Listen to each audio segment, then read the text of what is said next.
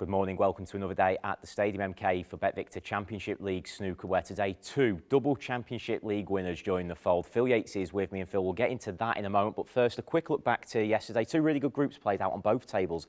Actually, first of all, Scott Donaldson, who of course won this event in its previous format in March, won his group again today. Well, he's never lost a group, unbelievably. When he played before last season, that was his debut in the Championship League. He came in, won his group, then he won the winners' group, beating Judd Trump and Graham Dott in the final two matches. And again, he's come good here.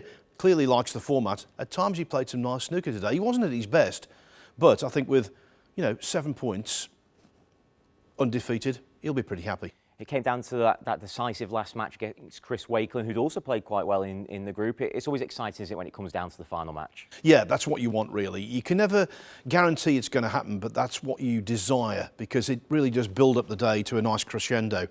Wakelin had plenty of chances, one has to say that, but he missed a lot of balls, and I think he'll go home disappointed.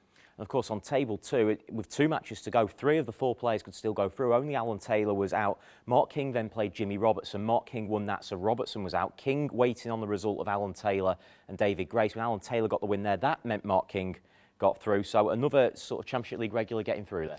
Yeah, absolutely. Mark King, he's been involved in this tournament since the very start in 2008 at Crondon Park Golf Club.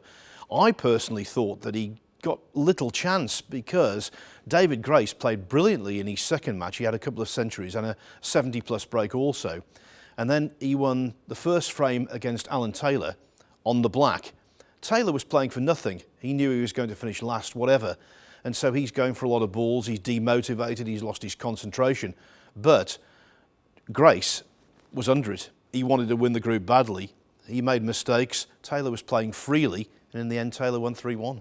So Mark King and Scott Donaldson through to the second stage. Two more players will get through today. Let's start on the TV table. Brian Ochoyski, Joe O'Connor, Amir Amiri, and a two-time Championship League winner, John Higgins. He's got to be favourite, hasn't he? Well, he has, definitely. And I think that's perhaps, given the experience of the other two players in the group, the easiest one of the lot to predict in terms of who will finish first and second. I'm sure it will be John Higgins or Joe O'Connor winning the group, but it's a matter of who. Now, when you bear this in mind, Joe O'Connor, okay, he's a lower-ranked player. John Higgins has won multiple massive tournaments, but O'Connor's beaten him twice. On one occasion in the quarter-final of the Welsh Open. So Higgins knows what he's capable of, and I think he'll treat O'Connor with every respect. But their match, you would think, would be almost certainly the decider in the group. That'll be the final match later on today here on table one. Over on table two, another two-time Championship League winner, Martin Gould. In good form, of course, got to the final of the European Masters, and he really likes it here. Yeah, I mean, Martin Gould always excels in the Championship League. As you said before, he's won it twice. And he's a man who's got so much confidence right now, and with every justification. When he went into the World Championship qualifying competition, he was the world number 60. Unthinkably, he could have dropped off the tour. But funnily enough, he beat a player who's in the other group tomorrow, Amir Amiri. And then from there, he just went from strength to strength, qualified for the Crucible. And he beat Stephen Maguire in the first round of the World Championship, playing brilliantly. Then he reaches the final of the European Masters, beating Judd Trump in the semi-finals.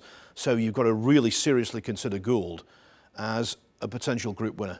Well, of course, Phil, three other players in that group, Igor Figueiredo, Kurt Mafflin and Simon Lichtenberg. Who will you be looking at there for a potential upset?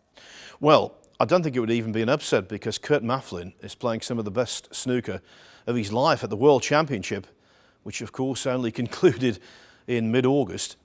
He not only qualified, but then he beat some really good players to get to the quarterfinals, most notably John Higgins, and in the first round, David Gilbert. So he's entitled to be full of confidence, full of self-belief.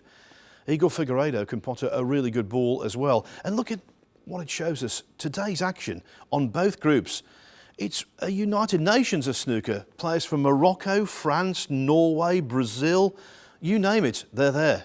And if you're in any of those nations, you can watch it all live at matchroom.live. If you're in the UK, Table One's also at Free Sports. Otherwise, also matchroom.live.